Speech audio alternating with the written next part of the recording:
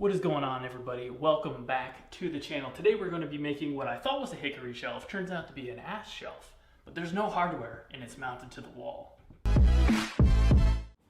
So we're going to go ahead and turn this into a floating shelf. I do think I'm going to put this live edge portion on the bottom. We'll have to shape this right here.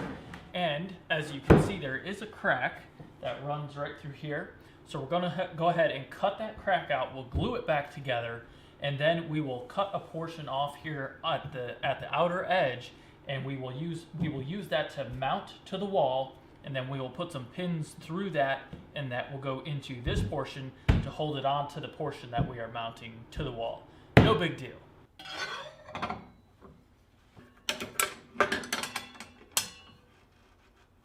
I'm going to make these first couple of rips over on the table saw, and to make a big thick rip cut like this you really need a dedicated ripping blade. You could probably use a general purpose or a combination blade, but it will be super slow cutting, and there's a higher likelihood of getting burnout on that cut.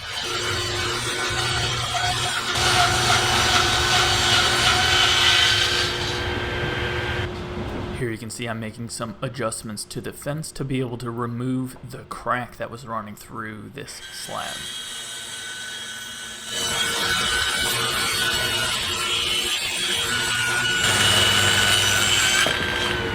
I'm going to go ahead and discard that piece and then move over to the milling area of the shop, where we're going to run two sides over the helical head jointer, and then we will move over to the planer to go to I guess it's just an S3S piece of material because we have that kind of live edge.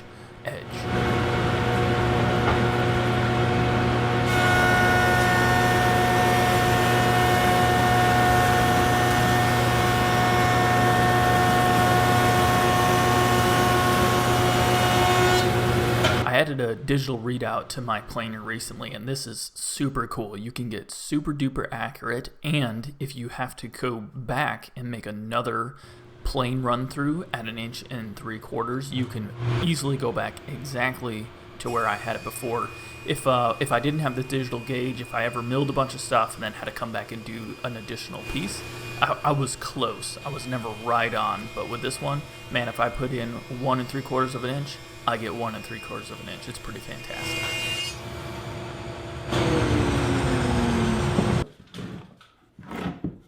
Now I'm going to go ahead and use some Titebond 2 glue, which is a little bit hard to squeeze out of my glue bot because it's chillier in the shop. I am excited. It's finally getting warmer around here. It'll be a little warmer in the shop. I do think that having something where I could have my glues a little bit warmer would be handy, but we'll get to that next winter. Anyway, Titebond 2, we're going to glue this slab up, get it in some Bessie clamps. Let that glue set up a little bit, and then go back with a 5-tool scraper and scrape off the glue once it has set up a little bit. This is something new that I've been trying, and I do think that this cleans up better and allows for a more uniform finish than using water. It's kind of hit and miss. You have some people that are all about water, some people that are all about scraping off the glue. Trying this one recently, and it seems to be pretty good. Now I do want to make sure that this shelf sits uniformly off of the wall. So from the front of the shelf, we want it to be a certain distance, and I think I went with something like 7 inches. So I'm taking some measurements, and we're basically going to run the live edge side against the fence. But that's not perfectly straight. So I'm hot gluing a board across there that's a uniform distance from the front. Then when we run that board against the fence, we'll get a nice square edge on the other side. And I do gotta say again, I've used the hot glue gun a couple of times recently. It's really quite an underrated tool for moving along quickly for temporary solutions in the shop.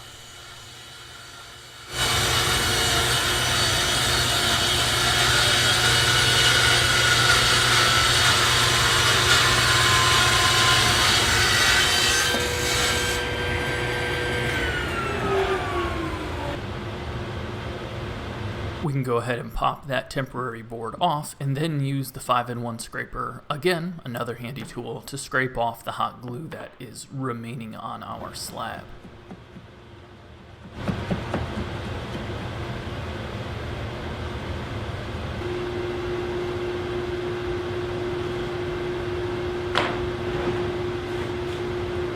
And then it will be time for a quick visit over to the miter saw station, where we will begin by squaring up one side of this shelf slab. Then we will flip that squared up side over, run it up against our stop block to, in our case it's going to be a 32-inch wide shelf. You can do whatever you want, whatever you have. So we're going to put that squared up edge against the stop block, and then we're going to cut our shelf to its final dimension.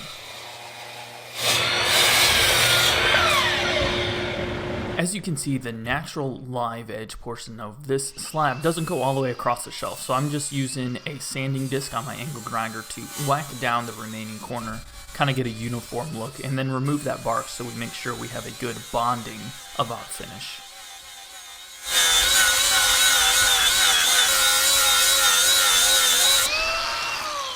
To mount this thing to the wall, we're going to cut a strip off the back through which we will put screws into the wall. And then we need a way to attach this to that portion we put on the wall, and I'm going to put these 1/2-inch metal dowels through the board. We're going to epoxy them into the portion that attaches to the wall.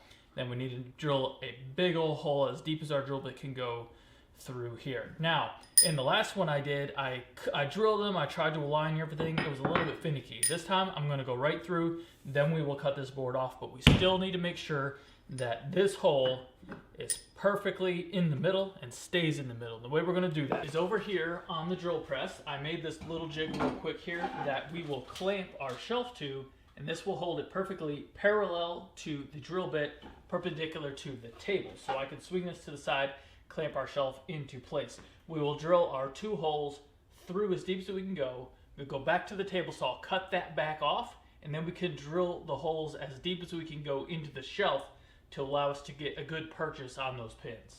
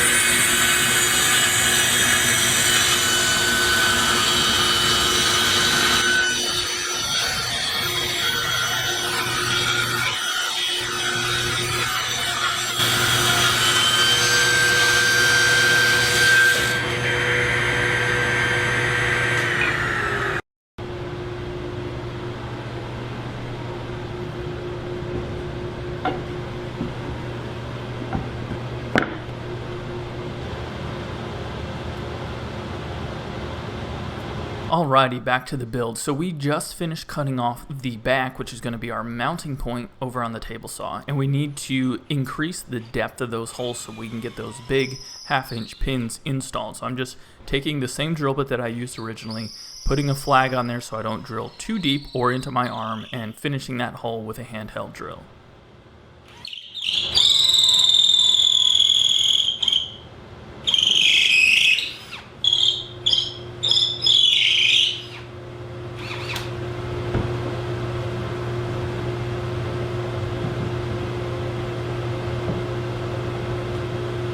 I'm also going to add a small countersunk hole in the back that I will be able to drive a small screw through to pinch against this 1/2-inch dowel rod, just to prevent the shelf from sliding off over time.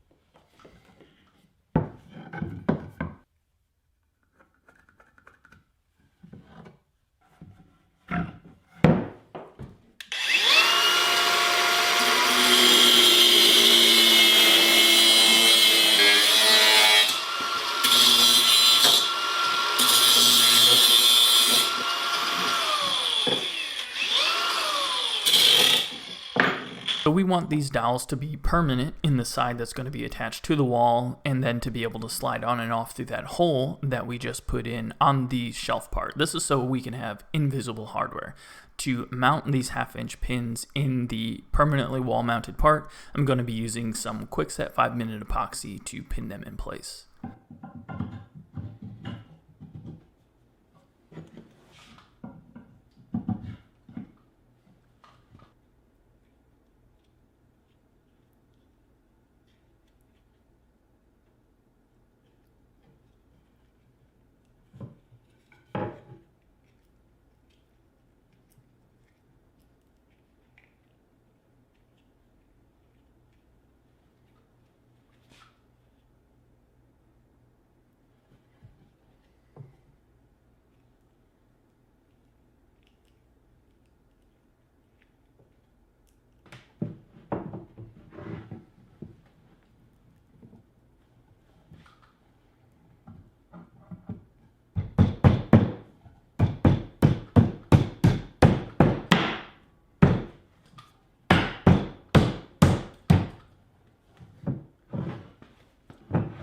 Once this had set up overnight, I noticed there was a little bit of a ridge there, so with the two portions of the shelf connected with the pins holding everything in place, I ran it through the planer just to make sure that that ridge was removed and we had a perfectly smooth shelf.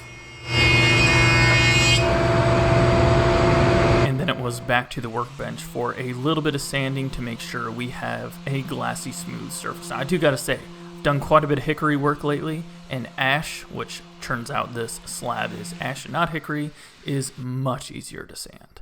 Now, I'm not sure if I mentioned yet, but the whole point of this build was kind of an experiment. I wanted to try two things. I wanted to try using this Aqua Coat grain feeling technology, and I wanted to use some Rubio monocoat finish.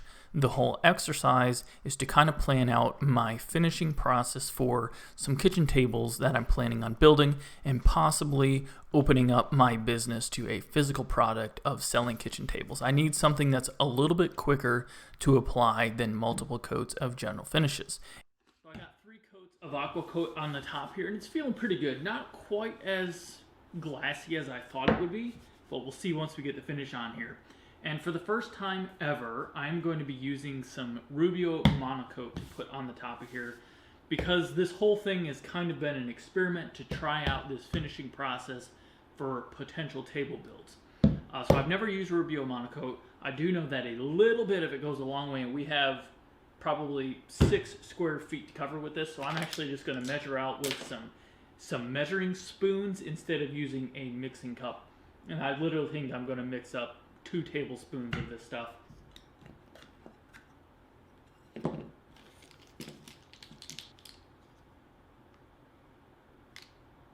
Heck, I think a tablespoon will do this. Seeing how little people actually use of this stuff, bet you that's enough. Let's go with that. 3 to 1, so we can do a teaspoon of the hardener.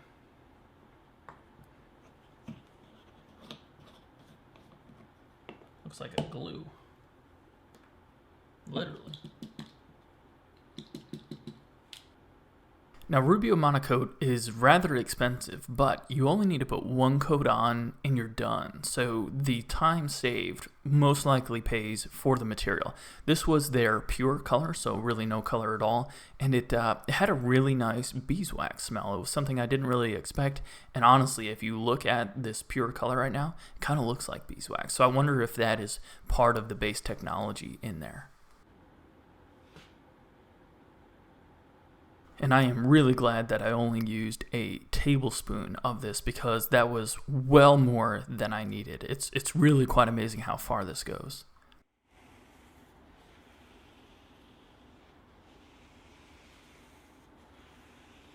Now I spread the finish around with a paddle, let it soak in a little bit, and then I went back with a paper towel to wipe off any excess, because part of the process here is to actually use like a polishing wheel to make sure the material is worked into the grain. I don't know if that is to heat the material up a little bit as well, but I used a wheel that I had, which was not really the proper buffing wheel that they recommend.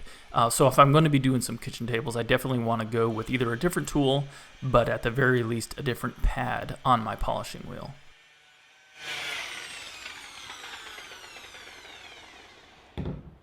Pretty cool stuff. And now it is time to install. My process here was to lay the mounting section of the shelf up against the wall, find the studs, mark that location on my mounting board, and then drill and countersink some holes so I can get the 10s deckmate screws countersunk in there and permanently mounted to the 2x6 walls of the house. Once I had those holes drilled, I laid my mounting bracket up against the wall, made sure it was level, and then drove the deckmate screws using my impact wrench with a Torx bit. Torx bits are really the only way to drive screws nowadays. There is no reason to be dealing with Phillips, and certainly you have a problem if you want to be driving flathead screws nowadays. I do gotta say that the process of drilling the holes through the back of the shelf and then cutting off the mounting bracket allows for a much smoother install of the shelf. The past shelf that I did this way was much more effort to get it mounted on there. Once I got everything tapped nice and snug, I drove those screws through the bottom, through the holes that we had previously drilled, to make sure that the shelf doesn't wiggle its way off over time. He needs to run around. I didn't even give him any caffeine. Daddy.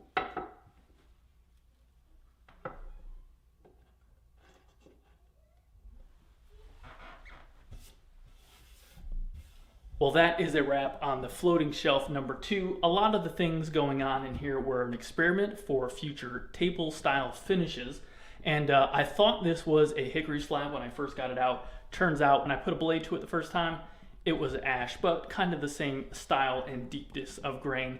So the experiments with the Aqua Coat and the Rubio monocoat worked out very, very well. Those 10s deckmate screws are going to keep this thing mounted to this 2x6 house wall, and it's not going to go anywhere. Hope you guys enjoyed this video and learned something from it. If you did, please hit that thumbs up button as it helps us out and gets this video in front of more eyes. I'm DIY Tyler, and you guys have a good one.